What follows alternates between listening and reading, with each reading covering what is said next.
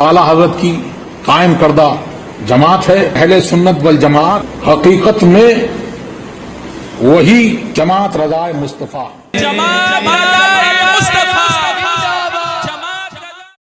सदर शरिया फरमाते कि हर थोड़ी सी अक्ल वाला भी जानता है कि जो चीज जिस काम के लिए बनाई जाए अगर उस काम में ना आए तो बेकार है। जो चीज जिस काम के लिए बनाई जाए अगर उस काम में ना आए तो क्या है? बेकार है। तो जो इंसान अपने खालिक व मालिक को ना पहचाने, उसकी बंदगी व इबादत ना करे, वो नाम का आदमी है, हकीकतन आदमी नहीं है। हकीकतन ये जुमला समाप्त करने के लिए समाप्त कर रहे हैं जी। फरमाते हैं कि जो इंसान अपने खालिक व मालिक को ना पहचाने, उसकी बंदगी व इबादत ना करे, वो आदमी है, नाम का आदमी है। कैसा आदमी है? हकीकतन आदमी नहीं है, बल्कि एक बेकार चीज है। अल्लाह, इंसान ही नहीं, एक बेकार चीज है। तो मालूम हुआ कि इबादत ही से आदमी आदमी है और उसी से फलाह दुनियावी और निजात उखरवी है। लिहाजा हर इंसान के लिए इबादत के अक़साम और अरकान व शराइत व अहकाम का जानना ज़रूरी है कि बेइल्म अमल नामुमकिन है। याद रखो बेटा, बगैर इल्म के अमल। यही वजह है कि आज बहुत सारी चीज़ों में, नमाजों में जब कोताहियाँ देखी जाती हैं और ये देखा जाता है कि भाई नियत नहीं बांध रहे हैं सही से, कोई लोग रुकू नहीं सही से कर रहे हैं, कोई लोग सजदा नहीं सही से कर रहे हैं, कोई लोग वुज़ू नहीं सही से कर रहे हैं, तो अब जिनको मालूम है वो अगर सही करवाने की कोशिश करते हैं तो उल्टा मसला हो जाता है। तब ये होता है कि तो नए मसले आ रहे हैं। हालांकि ऐसा कुछ भी नहीं, आप सुनेंगे अल्हम्दुलिल्लाह, पढ़ेंगे किताब आप सुनेंगे, फकीर जो भी बयान किया मस्जिद में अपने या बताया, लोगों को समझाया, अल्हम्दुलिल्लाह सब इन्हीं किताबों की रोशनी में पाया। फतवा शरीफ, फतवा रज़विया शरीफ की रोशनी में बयान किया कि हमारे भाइयों तक वो चीज़ें पहुँच जाए। मैं कोई अपनी चीज़ नहीं बयान करता, अल्हम्दुलिल्लाह जो किताबों में है, और ख़ास तौर से इमाम अहले सुन्नत आला हज़रत रज़ी अल्लाह तबारक व तआला अन्हु के फतावे में मौजूद हैं, ताजुल शरिया के फरामीन आली शान हैं, उन्हीं के रोशनी में मैं आप हज़रात को बताने की कोशिश करता हूँ। ये और बात है कि हमारे भाइयों को कभी कभार चीज़ें नहीं लग जाती हैं, और उसकी वजह ये है कि चूँकि कभी सुने नहीं होंगे, उलमा के महफिल में बैठे नहीं होंगे, और अपने यहाँ इल्ला माशाअल्लाह अक्सर व बेशतर मसाजिद का हाल ये होता है कि वो इरफानी तकरीर, हक़ानी तकरीर, फ़लानी तकरीर, 12 तकरीर, 14 तकरीर, 20 तकरीर को दे करके तकरीर की जाती है। तो अब उसमें ये चीज़ें कहाँ आती हैं इसके कि फ़लाँ तहक़ीक़ क्या है, आला हज़रत की तहक़ीक़ क्या है, ताजुल शरिया ने क्या फरमाया है, वो तो हदीस की रोशनी में एक हदीस पेश करके फिर उसी पे तबसरा करते हैं उलमा, और उसी को मस्जिद में बयान कर दिया जाए, काम ख़त्म हो जाता है। यही वजह रहती है। इस वजह से लोगों को लगता है कि तो नई चीज़ें हैं।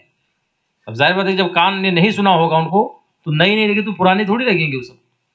मगर अल्हम्दुलिल्लाह अल्लाह का फ़ज़ल है कि आप जिस किताब को सुनने के लिए तशरीफ़ फरमा है, अल्हम्दुलिल्लाह ये वो किताब है जो आला हज़रत की बारगाह में भी मकबूल है अल्हम्दुलिल्लाह, और अक्सर व बेशतर इसके मसाइल फतावा रज़विया शरीफी से अख़ज़ किए गए हैं।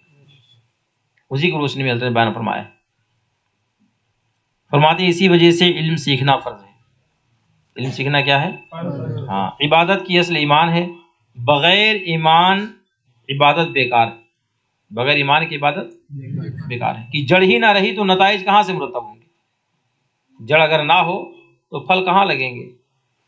कोई ऐसा झाड़ देखा होगा आपने कि जड़ ना हो फल लगे उसमें, या झाड़ नजर आए? नहीं, बगैर जड़ के झाड़। तो ऐसे जब इबादत, ये गोया कि झाड़ और जड़ उसकी क्या है? ईमान। तो जब ईमान ही नहीं तो इबादतें कहाँ से कबूल होंगी? होंगी नहीं होंगी। इबादतों का दारो मदार किस पर है? ईमान पर है। इसलिए ईमान को मजबूत करना सबसे पहली और ज़रूरी चीज़ है कि ईमान को पहले मजबूत किया जाए। फरमाते हैं दरख्त उसी वक्त फूल फल लाता है कि उसकी जड़ कायम है, जड़ जुदा होने के बाद आग की खुराक हो जाता है। इसी तरह काफिर लाख इबादत करे, उसका सारा किया धरा बर्बाद और वो जहन्नम का ईंधन। अल्लाह ताला फरमाता है वक़दिमना इला मा अमिलू मिन अमलिन फजअलनाहु हबाअम मंसूरा। काफिरों ने जो कुछ किया हम उसके साथ यूं पेश आए कि उसे बिखरे हुए जर्रे की तरह कर दिया। अल्लाह अकबर। जो भी उन्होंने किया, नमाज पढ़ी, وہ بھی سب بکھرے ہوئے ذرے، روزے رکھے وہ بھی بکھرے ہوئے ذرے، حج کیے، زکوٰۃ دیے، کوئی بھی قرآن پڑھے، کچھ بھی کیے، وہ سب کیسے ہو گئے؟ کون فرماتا ہے یہ؟ آواز سے بولیے، آواز سے بولیے، کیا فرماتا ہے؟ کہ جو بھی انہوں نے اعمال کیے ہم نے ان کے سارے اعمال کو ایسے کر دیا جیسے بکھرے ہوئے ذرے، جیسے بکھرے ہوئے، اس کا مطلب کیا؟ سب تباہ و برباد ہو گئے، کچھ بھی کام نہ آیا۔ کن لوگوں کے اعمال؟ آواز سے بولیے، آواز سے بولیے، کافروں میں کون نماز پڑھتے ہیں؟ آواز سے بولو بھائی، کون پڑھتے ہیں؟ نماز پڑھتے کہ نہیں پڑھتے ہیں؟ روزے رکھتے کہ نہیں رکھتے ہیں؟ وضو کرتے کہ نہیں کرتے ہیں؟ تو ان کا عمل یہ قبول ہوگا؟ نہیں ہوگا، اس لیے کہ جب ایمان ہی نہیں تو کوئی بھی عمل قبول نہیں ہوگا۔ فرماتے ہیں جب آدمی مسلمان ہو لیا تو اس کے ذمہ دو قسم کی عبادتیں فرض ہوئی، اس کو یاد رکھیے گا، یعنی شروعات ہے یہاں سے۔ مسلمان ہونے کے بعد میں اس کے ذمہ کتنی قسم کی عبادتیں ہوتی ہیں؟ دو طریقے سے، ایک وہ کہ جوارح سے متعلق ہے، کس سے متعلق ہے؟ ہاں، دوسری جس کا تعلق قلب سے ہے۔ ایک کا تعلق کس سے؟ جوارح سے۔ جوارح سمجھ گئے؟ تو آپ لوگ بولے بھی نہیں کہ نہیں سمجھا۔ جو چیز نہ سمجھیں گے تو درس میں سمجھنا، جنہیں آپ کو فل اختیار ہے بولنے کا۔ درس میں جو بھی آپ کو سمجھ میں نہیں آیا فوراً بولنا چاہیے کہ حضرت اس کا سمجھ میں نہیں آیا مسئلہ، یا معنی نہیں سمجھ میں آیا، یا مفہوم نہیں سمجھ میں آیا، تبھی درس کامیاب ہوتا ہے۔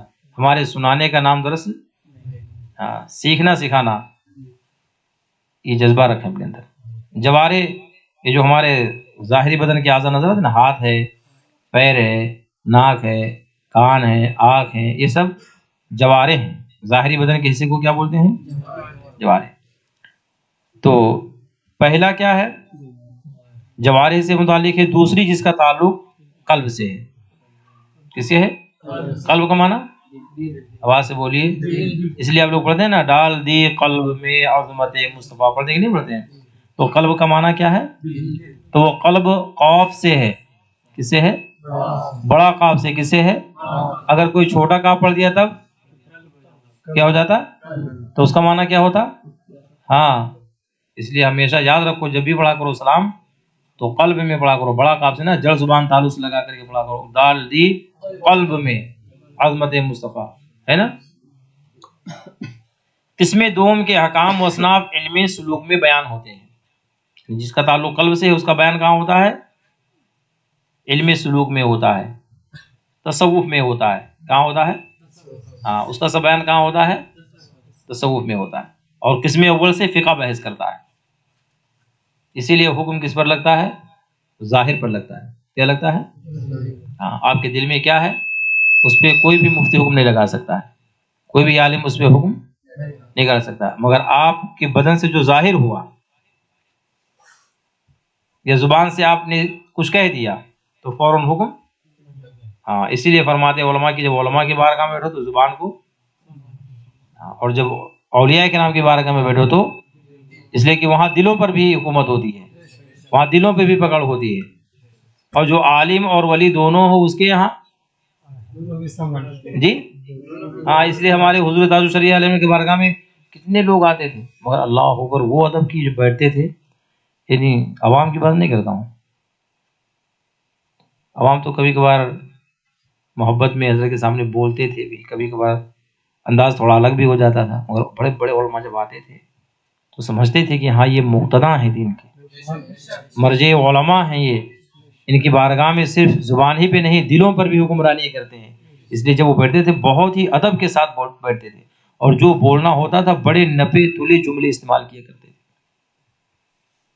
یہ وہ بارگاہ تھی۔ تو قسم دوم کے احکام و اصناف علم سلوک میں بیان ہوتے ہیں، اور قسم اول سے فقہ بحث کرتا ہے۔ کون بحث کرتا ہے؟ علم فقہ ایک فن ہے۔ فرماتے ہیں اور میں اس کتاب میں بالفعل قسم اول ہی کو بیان کرنا چاہتا ہوں۔ پھر جس عبادت کو جوارح یعنی ظاہر بدن سے تعلق ہے دو قسم پر ہے، یا وہ معاملہ کہ بندے اور خاص اس کے رب کے درمیان ہے، بندوں کے باہمی کسی کام کا بناؤ بگاڑ نہیں، عام ازی کی ہر شخص اس کی ادا میں مستقل ہو، جیسے نماز پنجگانہ وہ روزہ کہ ہر ایک بلا شرکت غیر سے انہیں ادا کر سکتا ہے، خواہ دوسروں کی شرکت کی ضرورت ہو، جیسے نماز و جماعت و جمعہ اور عیدین کی بے جماعت ناممکن ہے، مگر اس سے سب کا مقصود محض عبادت معبود ہے، نہ کہ آپس کی کسی کام کا بنانا۔ دوسری قسموں کی بندوں کے باہمی تعلقات ہی کی اصلاح اس میں مد نظر ہے، جیسے نکاح یا خرید و فروخت وغیرہ۔ پہلی قسم کو عبادات اور دوسری قسم کو معاملات کہتے ہیں۔ پہلی قسم کو کیا کہتے ہیں؟ دوسری قسم کو کیا کہتے ہیں؟ ہاں، عبادات جو ہے اس کے اندر کبھی کبھار ایسا ہوتا ہے کہ کسی دوسرے بندے کی شرکت کی کوئی ضرورت نہیں، جیسے وہ نماز پڑھنا ہے نماز پڑھ لی، روزہ رکھنا ہے روزہ رکھ لی، زکوٰۃ دینا ہے زکوٰۃ دے لی، حج کرنا ہے حج کر لی۔ مگر نماز میں کبھی کبھار شرکت غیر کی شرکت کی ضرورت پڑتی ہے، جیسے جماعت کے ساتھ نماز پڑھنا ہے تو ظاہر بات ہے کسی نہ کسی امام کی ضرورت آپ کو پڑے گی، اس کے بغیر آپ کی جماعت کے ساتھ نماز نہیں ہو سکتی، تو یہاں ایک ضرورت پیش آئی۔ مگر دوسری قسم جو ہے معاملات، یہ عام طور سے شرکت غیر ہی سے ہوتا ہے، شرکت ایک آدمی سے ہو ہی نہیں سکتا ہے جب تک کہ دوسرے کی شرکت نہ ہو، جیسے نکاح ایک آدمی سے ہو سکتا ہے، خرید و فروخت ہو سکتا ہے، تو یہ سب معاملات ہیں۔ اور ایک بات یاد رکھیں، عبادات یہ حقوق اللہ ہیں، کیا ہیں؟ اور معاملات یہ حقوق العباد ہیں، کیا ہیں؟ انسان حقوق اللہ کی ادائیگی میں تو کسی طرح سے بچ سکتا ہے، مگر حقوق العباد میں نہیں بچ سکتا ہے، بہت سخت اس کا حکم ہے۔ اور عام طور سے لوگوں کی حالت یہ ہوتی ہے کہ حقوق اللہ میں تو کسی طرح سے ان کے لیے آسانیاں ہو جاتی ہیں، بچ سکتے ہیں، مگر حقوق العباد میں معاملات میں اکثر و بیشتر حضرات پھنس جاتے ہیں۔ اس بات کو یاد رکھنا چاہیے۔ نماز آپ نہیں پڑھیں گے، توبہ کر لیں گے، قضا کر لیا، اللہ پاک معاف فرما دے گا، حقوق اللہ ہے یہ، کیا ہے؟ اور اگر خرید و فروخت میں اگر تھوڑا بہت کسی کا ڈس بیلنس کر دیا آپ نے، ناحق آپ نے زیادتی کر دی، یا مال کم دیا پیسہ زیادہ لیا، یا خریدنے والے نے مال زیادہ لے لیا پیسہ کم دے دیا، تو اب یہ حقوق العباد ہے، یہ کیا ہے؟ جب تک بندہ نہیں معاف فرمائے گا، رب تعالیٰ میدان محشر میں معاف نہیں فرمائے گا۔ تو حقوق العباد، حقوق اللہ سے کہیں زیادہ سخت معاملہ کس کا ہے؟ حقوق العباد کا ہے، اس لیے اس کا خیال رکھنا چاہیے۔ تو دو طریقے سے ہو گئے عبادتیں، حقوق اللہ بھی ہیں اور حقوق العباد بھی ہیں۔ پہلا جو ہے وہ عبادت ہے اور دوسرا جو ہے وہ معاملات ہے۔ پہلی قسم میں اگرچہ کوئی دنیاوی نفع بظاہر مترتب نہ ہو اور معاملات میں ضرور دنیاوی فائدے ظاہر موجود ہیں، بلکہ یہی پہلو غالب ہے، دنیاوی پہلو غالب ہے، کس میں؟ معاملات میں، کس میں؟ مگر عبادات میں دنیاوی پہلو غالب نہیں ہوتا ہے۔ مگر عبادت دونوں ہیں کہ معاملات بھی اگر خدا و رسول کے حکم کے موافق کیے جائیں تو استحقاق کے ثواب ہے۔ سبحان اللہ۔ آپ کاروبار کرتے ہیں؟ نہیں کرتے ہیں کاروبار تو خرید و فروخت تو کرتے ہیں نا، خریدنے کے لیے تو جاتے کہ نہیں جاتے ہیں؟ تو ہمارا خریدنے کے لیے ہم جائیں گے تو اس پر بھی اللہ تعالیٰ ہم اور آپ کو ثواب عطا فرماتا ہے۔ فرماتے ہیں کس طور پر ہو؟ یہ شریعت کی روشنی میں ہو، جائز طریقے سے ہو، تو جائز طریقے سے خریدنے بیچنے پر بھی اللہ پاک ثواب عطا فرماتا ہے، اور اگر جائز طریقے سے نہ ہو تو اللہ پاک گناہ لکھتا ہے، اس کو کیا لکھتا ہے؟ ہاں، اور بندہ عذاب کا مستحق ہوتا ہے۔ فرماتے ہیں اگر جائز طریقے سے ہو تو استحقاق کے ثواب ہے، ورنہ گناہ اور سبب عذاب ہے۔ اللہ اکبر۔ قسم اول یعنی عبادات چار ہیں۔ عبادات کتنی ہیں؟ چار۔ سب سے پہلے نماز، پھر روزہ، حج، زکوٰۃ، ان سب میں اہم اور اعظم نماز ہے، اور یہ عبادت اللہ عز و جل کو بہت محبوب ہے، لہٰذا ہم کو چاہیے کہ سب سے پہلے اسی کو بیان کریں۔ مگر نماز پڑھنے سے پہلے نمازی کا طاہر اور پاک ہو لینا ضروری ہے۔ کیا ضروری نماز پڑھنے سے پہلے؟ کیا ضروری پہلے؟ آپ سب لوگ بولی، نماز پڑھنے سے پہلے کیا ضروری ہے؟ پاک ہونا ضروری ہے۔ فرماتے ہیں اس لیے کہ طہارت نماز کی کنجی ہے۔ پاک ہونا کیا ہے؟ نماز کی کنجی ہے۔ تو جب طہارت ہی نہیں ہوگی تو نماز ادا ہوگی؟ کنجی نہ ہو تو تالا کھلے گا؟ تالا کو کھولنے کے لیے کس کی ضرورت ہے؟ چابی کی ضرورت ہے نا۔ اور نماز پڑھنے کے لیے کس کی ضرورت ہے؟ آواز سے بولیے، طہارت کی۔ فرماتے ہیں لہٰذا پہلے طہارت کے مسائل بیان کیے جائیں گے، اس کے بعد نماز کے مسائل بیان ہوں گے۔ کتاب الطہارت، نماز کے لیے طہارت ایسی ضروری چیز ہے کہ بے اس کے نماز ہوتی ہی نہیں، بے اس کے نماز نہیں ہوتی، بلکہ جان بوجھ کر بے طہارت نماز ادا کرنے والے کو علماء کفر لکھتے ہیں۔ اللہ، جان بوجھ کر کے جو طہارت صحیح نہیں کرتا، اس پہ غور کریں آپ حضرات، سوچیں کہ کیا فرماتے ہیں۔ طہارت نماز کے لیے شرط ہے، اور طہارت کے لیے انسان کے بدن کا پاک ہونا، کپڑے کا پاک ہونا، جس جگہ نماز پڑھے اس جگہ کا پاک ہونا، یہ اس کے لیے ضروری ہے۔ اور نماز پڑھنے کے لیے وضو بھی کیا ہے؟ اب اگر وضو نہ ہو صحیح طور پہ اور نماز اگر وہ پڑھتا ہے تو اس مسئلے کی روشنی میں کیا ہوگا وہ؟ آواز سے بولیے، آواز سے بولیے۔ لہٰذا کوئی اگر آپ کو نماز پڑھنے کے لیے جائیں، اگر آپ وضو کر رہے ہوں، کوئی آپ کو اگر روک دے کہ ایسے کیوں دھلتے ہو، ویسے کیوں دھلتے ہو، ایسا کیوں کرتا ہے، تو اس کی باتوں پہ آپ کو آنا ہے کہ آپ کو اپنی نماز کی فکر کرنا ہے۔ ہم کو کس کی فکر کرنا ہے؟ بھئی نماز ہمارے ذمہ فرض ہے، ہم کو اپنی نماز کی فکر چاہیے۔ بھی ٹھیک ہے، آپ جیسے کرتے ہو اپنے کو نہیں بحث نہیں کرنے کا، جھگڑا نہیں کرنے کا، بھئی وہ جانے ان کا کام ہے، ہمارے ذمہ فرض ہے، ہم اپنا جانتے ہیں۔ ہر انسان سے رب تعالیٰ اس کے بارے میں پوچھے گا، دوسرے کے بارے میں نہیں پوچھے گا کہ نماز تم نے کیوں نہیں پڑھا تھا، تمہارے فلاں دوست نے نماز نہیں کوئی پڑھا تھا۔ ہر انسان سے اللہ پاک اس کے بارے میں پوچھے گا میدان محشر میں، تو اپنی فکر ہونی چاہیے۔ ہمارے امام نے تو اتنا لکھ دیا، فرماتے ہیں کہ اگر کوئی جان بوجھ کر کے غلط طریقے سے اگر وضو کرتا ہے یا طہارت کرتا ہے تو فرماتے علماء اسے کفر لکھتے نہیں، ایسا انسان کافر ہو جائے گا۔ کیا ہو جائے گا؟ تو اب وضو میں کتنا احتیاط چاہیے، یہ آپ کے سمجھ میں بات آئی کہ نہیں آئی؟ کہ وضو میں کتنے احتیاط کے ساتھ میں ہم کو کرنا ہے، جو وضو کا طریقہ ہے ہم کو اسی طریقے سے کرنا ہے۔ اگر وضو ہمارا نہیں ہوگا تو نماز، اور جب نماز ہماری نہیں ہوگی، ہم جانتے ہیں کہ ہمارا وضو نہیں اچھا ہے شریعت کی روشنی میں، تو اب کیا ہوگا؟ جان بوجھ کر کے گویا کی طہارت آپ نہیں لے رہے ہیں، اور جب جان بوجھ کر کے طہارت نہیں لیں گے نماز پڑھیں گے تو کیا ہوگا؟ علماء کیا لکھتے ہیں؟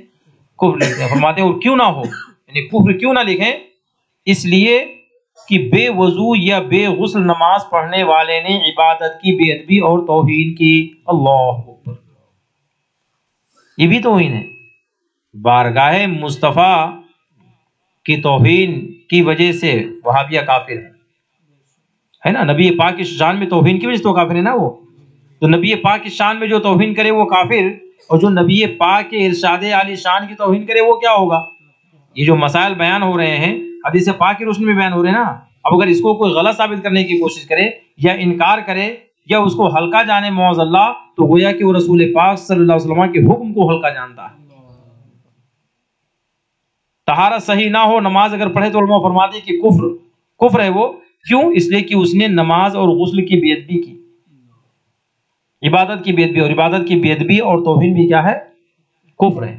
نبی کریم صلی اللہ علیہ وسلم فرماتے ہیں کہ جنت کی کنجی نماز ہے اور نماز کی کنجی طہارت ہے۔ یہ حدیث شریف ہے کہ نہیں ہے؟ اور طہارت اگر نہ ہو تو نماز ہوگی، اور جان بوجھ کر کے طہارت نہ لینا یہ کیا ہے؟ اگر ایسی صورت میں نماز پڑھیں گے تو سمجھ میں آ رہا ہے کہ نہیں آ رہا ہے؟ فرماتی اس حدیث کو امام احمد نے جابر رضی اللہ تعالیٰ عنہ سے روایت کی۔ کس سے روایت کی ہے؟ حضرت جابر رضی اللہ تعالیٰ عنہ، صحابی رسول ہیں، بہت شہید صحابی رسول ہیں، سرکار علیہ الصلوۃ والسلام کی بارگاہ میں بہت مقبول تھے الحمدللہ۔ جنگ خندق کے موقع سے سرکار علیہ الصلوۃ والسلام جب خندق شریف کھود رہے تھے، صحابہ بھی کھود رہے تھے، وہ منظر اور سماج جب سنیے پڑھی حدیث شریف میں کہ کیا حالت تھی مسلمانوں پہ، کتنی تنگ دستی تھی، کتنی پریشانی کے عالم میں تھے، بھوکے تھے، بھوک سے نڈھال تھے۔ جب سرکار کی بارگاہ میں صحابہ حاضر ہوتے، یا رسول اللہ بہت بھوک لگی ہوئی ہے، تو سرکار اپنے کرتا شریف کو اٹھاتے تھے، اور پیڑ شریف پر پتھر باندھے ہوئے، اللہ کہ دیکھ کر کے صحابہ کہ ہاں ہمارے نبی کر رہے ہیں تو ہم بھی کریں گے۔ اللہ ان کے حوصلہ کو بڑھانے کے لیے پتھروں پہ، شکم پہ پتھر کو باندھا تاکہ کسی صحابی کا حوصلہ نہ ٹوٹے۔ یہ بھی حوصلہ افزائی ہے، کام کرنے کا ایک انداز ہے، کام کروانے کا ایک انداز ہے۔ وہی جنگ خندق کے موقع سے حضرت جابر رضی اللہ تعالیٰ عنہ کے گھر میں تھوڑا سا کھانے کا انتظام تھا، آپ کی اہلیہ محترمہ نے کہا کہ آپ جائیے اور رسول پاک کی دعوت لے لیجیے، جن کے خندق شریف کے قریب ہی حضرت جابر کا گھر ہے، اسی سے متصل ہے۔ وہ آئے سرکار کی بارگاہ میں عریضہ پیش کیا کہ حضور آپ کی دعوت ہے۔ سرکار نے پورے صحابہ کو دعوت عطا فرما دیا، سبحان اللہ۔ حضرت جابر کا چہرہ مرجھایا ہوا تھا، گئے گھر میں، بیوی نے پوچھا کیا ہوا؟ کہا آپ نے کہا تھا دعوت پیش کر دیجیے سرکار کو۔ میں جب گیا رسول پاک کی بارگاہ میں دعوت پیش کیا تو سرکار نے ہمارے تمام صحابہ کو دعوت پیش کر دیا۔ تو اب دیکھیں کیسے خواتین ہوتی تھیں، اللہ، کیسا ان کا ایمان تھا، کیسا ان کا عقیدہ تھا، کیسی محبت ہے ان کو۔ انہوں نے کہا کہ آپ نے کس کو دعوت دی ہے؟ کہا میں نے رسول پاک کو دعوت دی۔ کہا صحابہ کو کس نے دعوت دی؟ کہا رسول پاک نے دعوت دی ہے، اللہ۔ ان کی بیوی کہتی ہے کہ آپ نے جب رسول پاک کو دعوت دی ہے تو آپ رسول پاک کی دعوت کا انتظام کیجئے، اور رسول پاک نے صحابہ کو دعوت دی تو خود ہی رسول پاک انتظام فرما دیں گے، سبحان اللہ۔ پھر آپ اس میں گھبرانے کی ضرورت ہے، آپ نے جس کو دعوت دی آپ اس کا انتظام کریں۔ فرماتے جب سرکار تشریف لے کر کے آئے، آٹا گوندھا گیا، سالن وغیرہ جب پکایا گیا تو سرکار نے دعا فرمائی اور اپنے دست پاک کو آٹے سے لگا دیا اور ارشاد فرمایا کہ ٹھیک ہے، کھانے کو ڈھانپ کر کے اس کو نکالنا شروع کرو، اللہ۔ جتنے صحابہ تھے سب نے شکم سیر ہو کر کے کھایا اور کھانا کم نہ ہوا، سبحان اللہ۔ وہ حضرت جابر رضی اللہ تعالیٰ عنہ ہے، ان سے یہ حدیث شریف مروی ہے۔ فرماتے ہیں ایک روایت میں ہے کہ ایک روز نبی کریم صلی اللہ تعالیٰ علیہ وسلم صبح کی نماز میں سورہ روم پڑھتے تھے۔ کون سی سورہ کی تلاوت فرما رہے تھے؟ سورہ روم شریف کی تلاوت فرما رہے تھے، اور متشابہ لگا، صبح ہو گیا دوسری آیتوں میں۔ فرماتے بعد نماز ارشاد فرمایا کیا حال ہے ان لوگوں کا جو ہمارے ساتھ نماز پڑھتے ہیں اور اچھی طرح طہارت نہیں کرتے، اللہ۔ انہی کی وجہ سے امام کو قرأت میں شبہ پڑتا ہے۔ کن کی وجہ سے؟ مقتدیوں کی وجہ سے۔ کن کی وجہ سے؟ ہاں، اور جب امام ہی بے طہارت ہو تو کس کو شبہ پڑے گا؟ جی، مقتدی کی طہارت الگ بات ہے، جو امام ہی کی طہارت نہ ہو صحیح طور سے تب شبہ کہاں پڑے گا؟ مگر مقتدی کی بے طہارت ہونے کی وجہ سے، طہارت میں غلطی ہونے کی وجہ سے امام پر شبہ پڑ جاتا ہے۔ تو دیکھیے کہ کتنی باری بات ہے، اس لیے طہارت کا خیال رکھنا چاہیے۔ فرماتی اس حدیث کو نسائی نے شبیب بن ابی روح سے روایت کی، انہوں نے ایک صحابی سے روایت کیا جب بغیر کامل طہارت نماز پڑھنے کا یہ وبال ہے تو بے طہارت نماز پڑھنے کی نحوست کا کیا پوچھنا، اللہ۔ ان کی کامل طہارت نہیں تھی، تو یہ سرکار نے فرمایا کہ لوگوں کے ناقص طہارت کی وجہ سے امام کو نماز میں شبہ پڑ جاتا ہے، اور جو بے طہارت ہو، جس کی طہارت ہی نہ ہو صحیح طور پر، تو وہ اس کی وجہ سے نماز میں کتنا فرق پڑتا ہوگا۔ فرماتے ایک حدیث میں فرمایا طہارت نصف ایمان ہے، سبحان اللہ۔ کیا فرمایا؟ الطہارۃ نصف الایمان، کہ پاک ہونا یہ کیا ہے؟ آدھا ایمان ہے۔ اس حدیث کو ترمذی نے روایت کیا اور کہا یہ حدیث حسن ہے۔ کیا ہے؟ ہاں، طہارت کی دو قسمیں ہیں، صغرا اور کبریٰ۔ اس کو یاد رکھیے گا، کتنی قسمیں طہارت کی ہیں؟ پاکی حاصل کرنے کی کتنی قسمیں ہیں؟ دو قسمیں، صغرا اور کبریٰ۔ طہارت صغرا وضو ہے۔ طہارت صغرا کیا ہے؟ طہارت صغرا کا معنی چھوٹی پاکی، طہارت صغرا کا معنی کیا ہوتا ہے؟ اور طہارت کبریٰ کا معنی کیا ہوتا ہے؟ بڑی پاکی۔ تو طہارت صغرا وضو ہے اور طہارت کبریٰ غسل ہے۔ جن چیزوں سے صرف وضو لازم ہوتا ہے ان کو حدث اصغر کہتے ہیں، اور جن سے غسل فرض ہوتا ہے ان کو حدث اکبر کہتے ہیں۔ ان سب کا اور ان کے متعلقات کا تفصیلاً ذکر کیا جائے گا۔ کچھ اصطلاحات یہاں پہ بیان فرمایا ہے، اگر آپ اجازت دیں تو اس کو بیان کر دیں۔ جیسے فرض کسے کہتے ہیں، فرض کی کتنی قسمیں ہیں، واجب کسے کہتے ہیں، واجب کی کتنی قسمیں ہیں، سنت غیر موقدہ، جی آگے بیان کریں۔ جی ٹھیک ہے، درود شریف پڑھ لیجئے۔ صلی اللہ علیہ نبی الامی وآلہ صلی اللہ علیہ وسلم، صلاۃ و سلام علیک یا رسول اللہ صلی اللہ تعالی علیہ وسلم۔ وضو کا بیان۔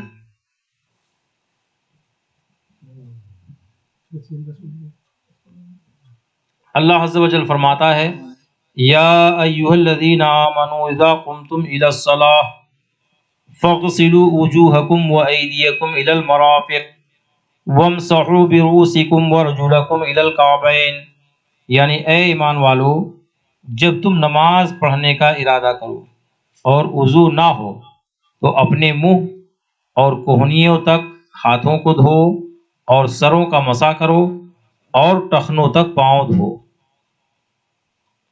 مناسب معلوم ہوتا ہے کہ فضائل وضو میں چند حدیث ذکر کی جائیں، پھر اس کے متعلق احکام فقہی کا بیان ہو۔ حدیث نمبر 1، امام بخاری اور امام مسلم حضرت سیدنا ابو ہریرہ رضی اللہ تعالی عنہ سے راوی حضور اقدس صلی اللہ تعالی علیہ وسلم ارشاد فرماتے ہیں، قیامت کے دن میری امت اس حالت میں بلائی جائے گی کہ منہ اور ہاتھ پاؤں آثار وضو سے چمکتے ہوں گے۔ سبحان اللہ۔ تو جس سے ہو سکے چمک زیادہ کرے، جس سے ہو سکے چمک، کیا مطلب ہے جی؟ چمک زیادہ کرے۔ جب اس آقا کے ارشاد کو حضرت سیدنا ابو ہریرہ رضی اللہ تعالیٰ عنہ نے سماعت فرمایا، جو اس حدیث پاک کے راوی ہیں، تو حضرت یہاں تک زیادہ بھی یہاں تک دھونا فرض ہے، کوہنی سمیت ہاتھ دھونا کیا ہے، اور زیادہ اگر چمک چاہے کوئی پیدا کرے تو زیادہ دھونے مطلب کہ یہاں سے ہے تو حضرت یہاں تک دھوتے تھے۔ ایسے پیر میں بھی ٹخنوں تک دھونے کا حکم ہے، تو ٹخنوں سے اوپر تک کے آپ وضو میں پانی بہایا کرتے، دھویا کرتے تھے، تو اسے اعضاء وضو۔ یہ حدیث شریف میں ہے۔ ایک حدیث شریف میں یہ ہے کہ میدان محشر میں بدن کے جو اعضاء دھلے جاتے ہیں وہ سورج کی طرح چمکیں گے۔ سبحان اللہ۔ وہ پہلے ہی پہچان لیے جائیں گے کہ ہاں یہ لوگ نمازی ہیں، اللہ کے نیک بندوں کی جماعت ہے۔ صحیح مسلم میں ابو ہریرہ رضی اللہ تعالیٰ عنہ سے مروی کہ حضور سید عالم نے صحابہ کرام سے ارشاد فرمایا، کیا میں تمہیں ایسی چیز نہ بتا دوں جس کے سبب اللہ تعالیٰ خطائیں معاف فرما دے اور درجات بلند کر دے؟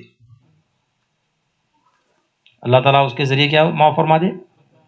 خطاؤں سے مراد گناہ، غلطیاں اللہ پاک معاف فرما دے، گناہوں کو مٹا دے اور درجات بلند کرے۔ عرض کی ہاں یا رسول اللہ۔ فرمایا جس وقت وضو ناگوار ہوتا ہے، جس وقت وضو، کیا مطلب؟ طبیعت نہیں چاہتی ہے وضو کرنے کی۔ اور کب ہوتا ہے یہ؟ ٹھنڈی کے زمانے میں، جیسے آج کل ٹھنڈ کا موسم ہے نا، تو جب صبح صبح فجر میں اٹھتے ہیں تب کیا کیفیت ہوتی ہے جی؟ آپ فجر میں اٹھتے ہیں کہ نہیں اٹھتے نماز کے لیے؟ تو کیا کیفیت ہوتی ہے؟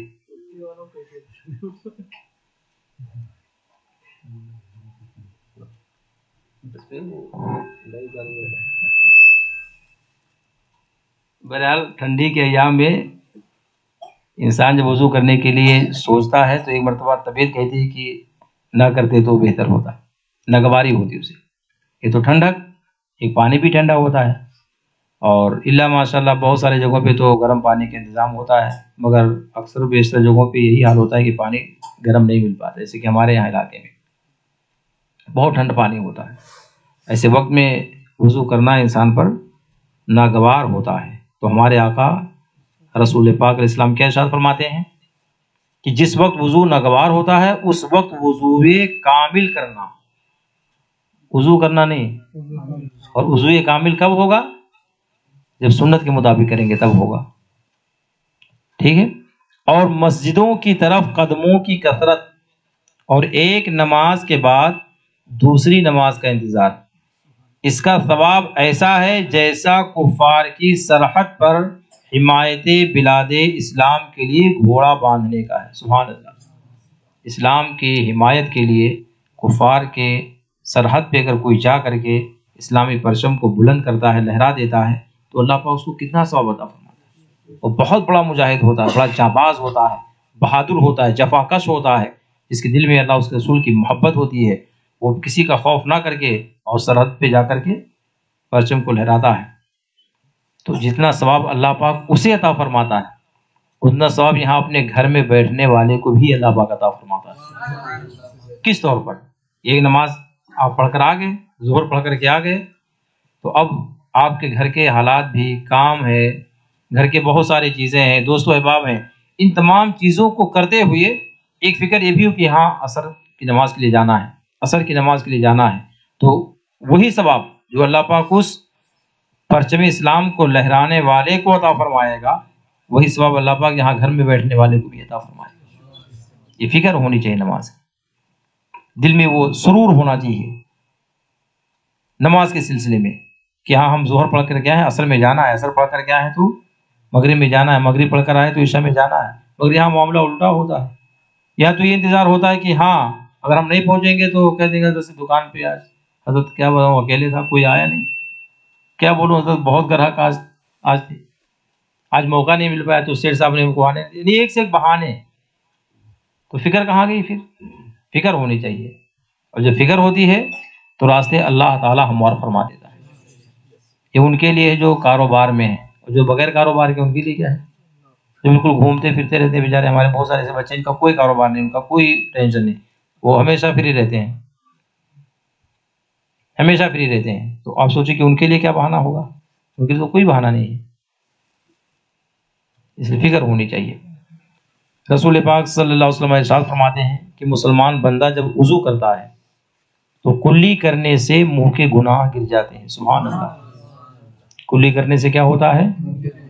آواز سے بولیے، منہ کے گناہ گر جاتے ہیں، اور جب ناک میں پانی ڈال کر صاف کیا تو ناک کے گناہ نکل گئے، اور جب منہ دھویا تو اس کے چہرہ کے گناہ نکلے، یہاں تک کہ پلکوں کے نکلے، اور جب ہاتھ دھوئے تو ہاتھوں کے گناہ نکلے، یہاں تک کہ ہاتھوں کے ناخنوں سے نکلے، اور جب سر کا مسح کیا تو سر کے گناہ نکلے، یہاں تک کہ کانوں سے نکلے، اور جب پاؤں دھوئے تو پاؤں کی خطائیں نکلی، یہاں تک کہ ناخنوں سے، پھر اس کا مسجد کو جانا اور نماز مزید برآں۔ سبحان اللہ، گناہ تو پہلے ہی نکل گئے، اب جب مسجد کو جا رہا ہے تو اس کا ثواب فرماتے ہیں رسول پاک کی اللہ پاک الگ عطا فرماتا ہے، اور جب مسجد میں جا کر کے نماز پڑھتا ہے، مسجد کو جانا یہ الگ ثواب ہے، اور مسجد میں جا کر کے نماز پڑھنا یہ اور الگ ثواب ہے، اور پھر الحمدللہ اس پر سونے پہ سہاگا یہ کہ جماعت کے ساتھ نماز پڑھے تو اللہ تعالیٰ اور ثواب عطا فرماتا ہے۔ تو کتنے فائدے ہوتے ہیں، اور سب سے اہم فائدہ تو یہ ہوتا ہے، اچھا ایک چیز ابھی تفصیل میں پھر ہو جائے گی، ایک چیز یہ کہ جب بے وضو ہونا یہ حدث اصغر ہے، چھوٹی ناپاکی ہے، کیا یہ؟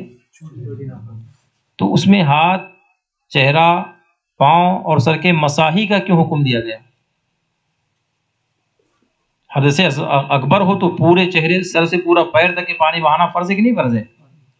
اگر جسم کا کوئی حصہ، ایک بال بھی اگر نہیں بھیگا تو علماء فرماتے ہیں کہ اس کا غسل نہیں ہوگا، وہ حدث اکبر ہے، اور بے وضو ہونا یہ حدث اصغر ہے، تو حدث اکبر کا اتنا حکم، اتنا بڑا حکم، اور حدث اصغر میں خالی انہی چیزوں کا حکم کیوں دیا گیا؟ ہاتھ، چہرہ، پیر، سر کا مسح، خالی 4 ہی چیزوں کا حکم دیا گیا، اس کی وجہ معلوم ہے؟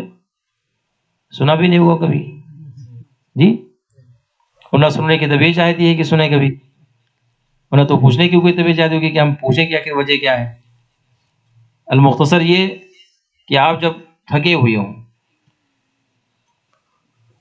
اور دل یہ چاہتا ہو کہ آپ تھوڑا ہم آرام کریں، اس وقت آپ وضو کر کے دیکھو، کیا کرو آپ؟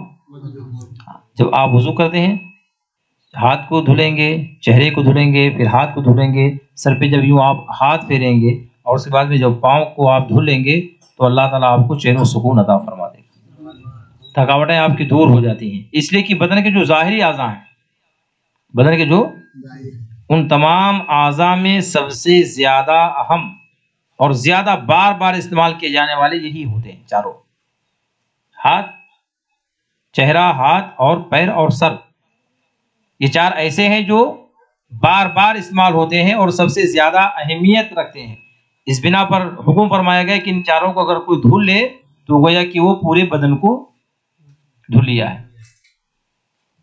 ایک موقع پر صحابہ کرام رضوان اللہ تعالی علیہم اجمعین نے رسول پاک سے دریافت کیا کہ رسول اللہ، آپ نے ارشاد فرمایا کہ جب انسان بسم اللہ الرحمن الرحیم پڑھ کر کے وضو کرتا ہے تو اللہ تعالیٰ اس کے ہاتھ، اس کے چہرے، اس کے سر، اس کے پیر سے گناہوں کو نکال دیتا ہے، تو ایک وقت میں جب وضو کر لیا تو سارے گناہ نکل گئے، تو جب دوسرے نماز کے لیے وضو کرنے جائے گا تو گناہ تو رہیں گے نہیں، تب کیا نکلیں گے؟ اللہ، سوال سمجھ میں آیا جی؟ عرض کیا کہ ایک وقت میں جیسے ظہر میں گئے وضو کر لیا تو ہاتھ پیر سر کے گناہ نکل گئے، تو اب عصر میں جائے گا تو اس تو گناہ ہی نہیں، تو کیا نکلیں گے گناہ؟ تو رسول پاک علیہ السلام نے ارشاد فرمایا کہ جب ہاتھ پیر سر کے گناہ نکل جاتے ہیں تو اس کے علاوہ اگر جسم میں کہیں گناہ ہے تو اللہ پاک اس کو بھی نکال دیتا ہے۔ تو یہ وضو کی برکتیں ہیں، اس لیے صحیح طور پہ وضو کرنا چاہیے۔ بزار نے اسناد حسن روایت کی کہ حضرت عثمان غنی رضی اللہ تعالیٰ عنہ نے اپنے غلام عمران سے وضو کے لیے پانی مانگا اور سردی کی رات میں باہر جانا چاہتے تھے۔ عمران کہتے ہیں میں پانی لایا، انہوں نے منہ ہاتھ دھوئے تو میں نے کہا اللہ آپ کو کفایت کرے، رات تو بہت ٹھنڈی ہے۔ یعنی غلام نے کیا کہا کہ آقا رات اتنی ٹھنڈی ہے اور آپ اس طریقے سے وضو کر رہے ہیں، اتنی سخت سردی ہے اور آپ اس طریقے سے یعنی سنت مصطفیٰ کے مطابق وضو فرما رہے تھے۔ تو انہوں نے تعجب میں کہا، اور یہ کہا کہ اگر وضو آپ کا تھا تو دوسرا وضو کرنے کی ضرورت نہیں تھی، آپ کو وہی کافی ہوتا، یا اتنا مبالغہ نہ کرتے، فرائض ہی پر عمل کر لیتے تو بھی آپ کو وضو ہو جاتا۔